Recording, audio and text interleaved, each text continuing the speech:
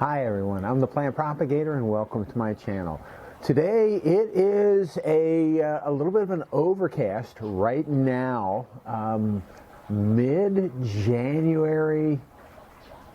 morning here in Southwest Florida. It is 70 degrees Fahrenheit, which is 21 degrees Celsius. So, you know, nice enough day. I think we had a storm that came through, gave a little rain, and I think you may even see the sun come out behind me.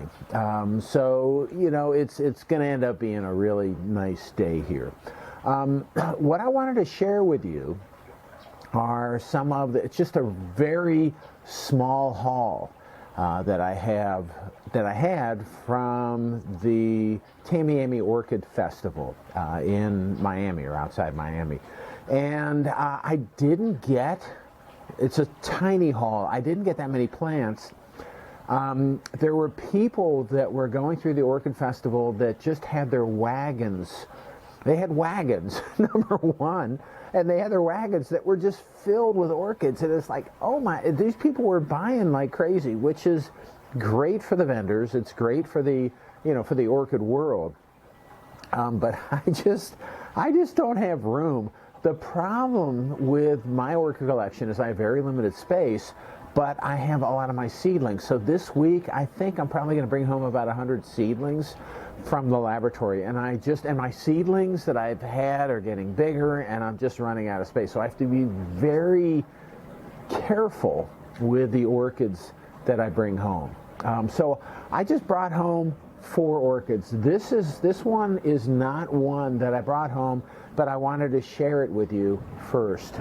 This is Cornelia, and the cultivar is Calipana.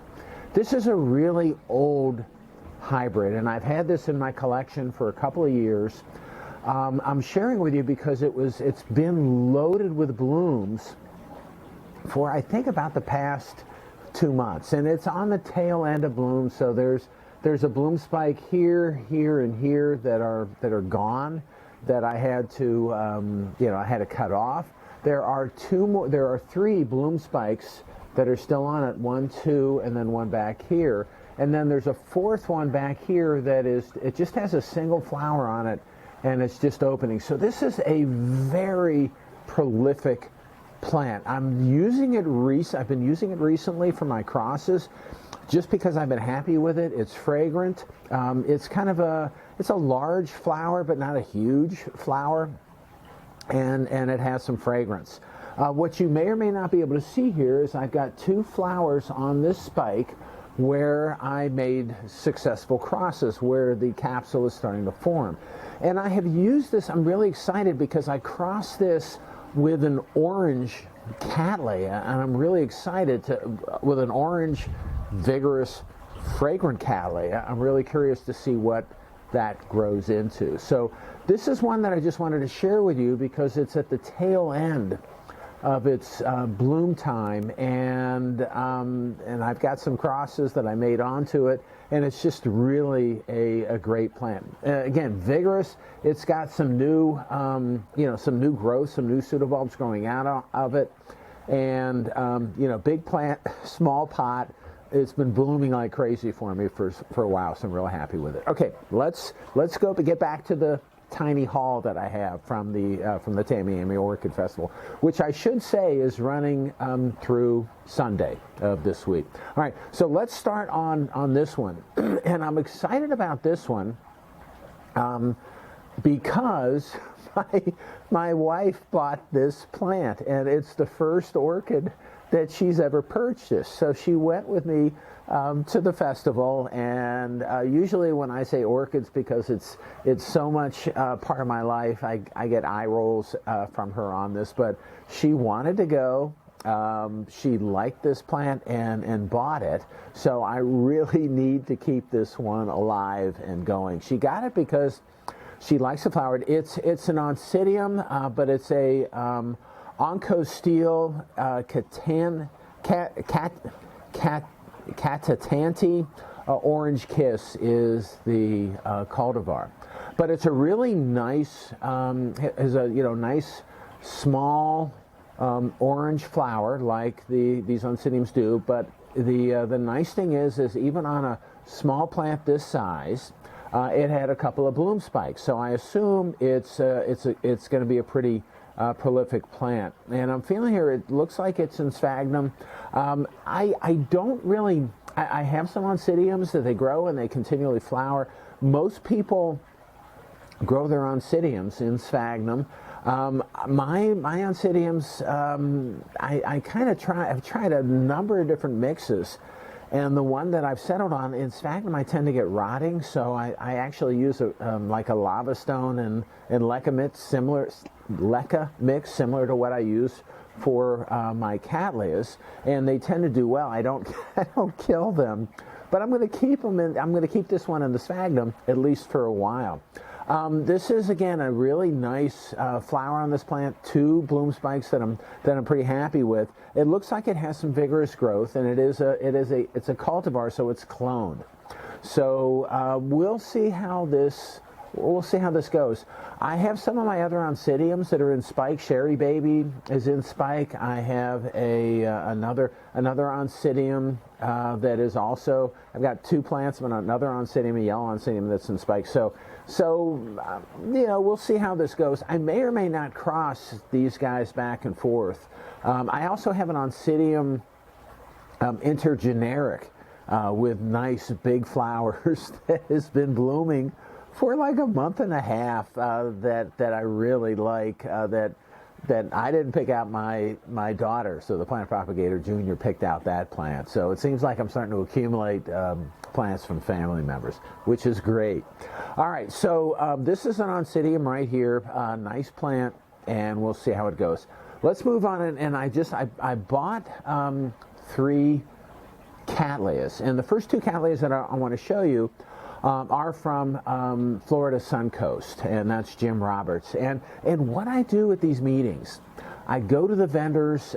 Sometimes if I know a flower, if I know a plant, I'll pick it. But what I do with the plants that I don't know. So Suncoast, he has a lot of his own hybrids. He has a lot of plants that I didn't know. So I said, Jim, here's what I like. Just pick out a few plants for me, which I think they like doing. They like kind of looking at you and summarizing you up and trying to figure out what you'll like and what will do well for you. So he picked out, and then if it dies, it's his fault. But so far, that hasn't been the case with his orchids. All right, so this is a cloned plant right here. This is not one that he made. But there was one of these that was flowering in his display that he had sample only, so I really liked this plant. And I looked around in the same tray, and there were no more of these. So I asked him, and he had it kind of hidden away on top, and he pulled it down for me, which was nice. But this is blooming size. Anyway, so this is RLC David Matsura Paradise, and this is a Robert Strait hybrid, and I like Robert Strait because of the flaring, and I think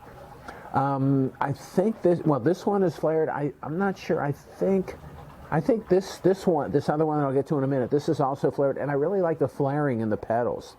This seems to be a really vigorous plant. We'll see how it goes, but I like it because, like I said, it's really growing very nicely. With these plants, with the other plants, with the Cattleyas that I purchased, this has been in the pot for a while. The plant itself is pretty heavy. So and the roots that are coming out of the pot, they don't look like they're in great shape. So I'm probably going to repot this plant soon enough.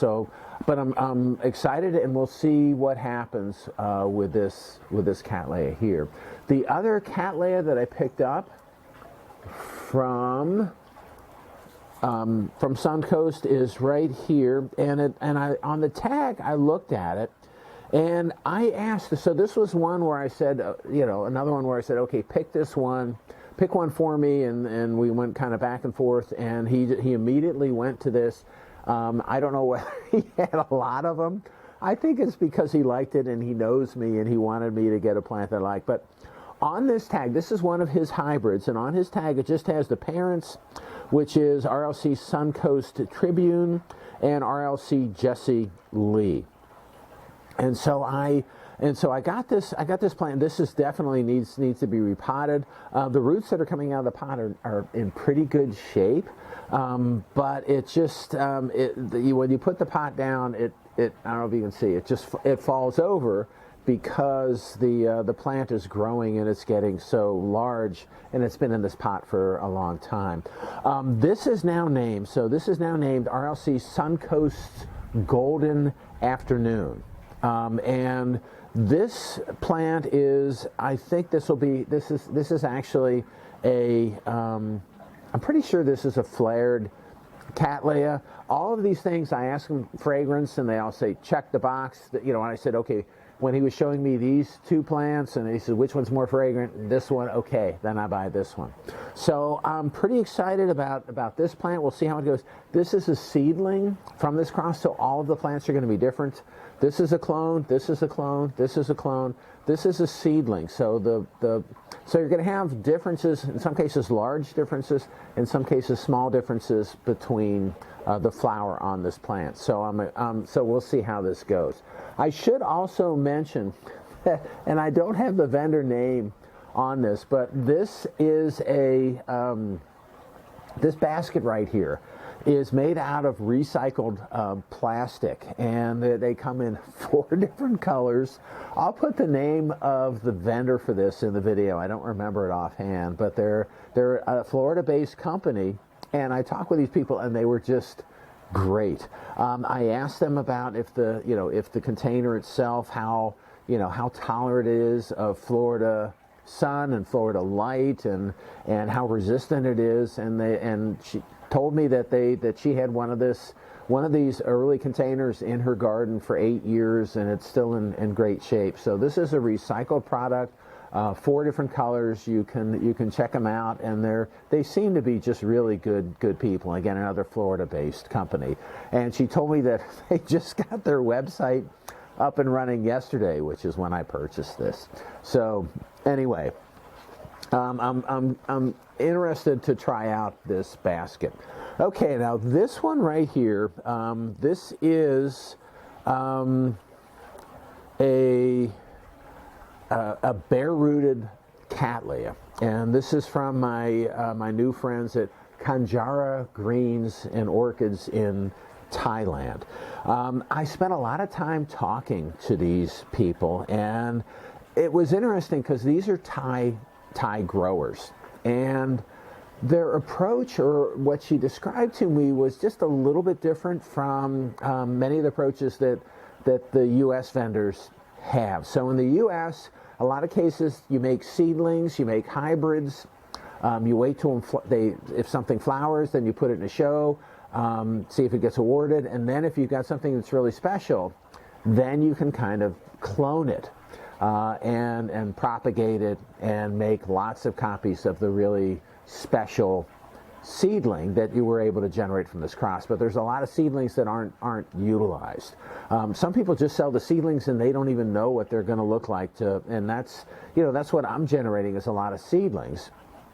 It takes a long time for these guys to bloom, and then you can decide which one is special that you want to take to a show or whatever.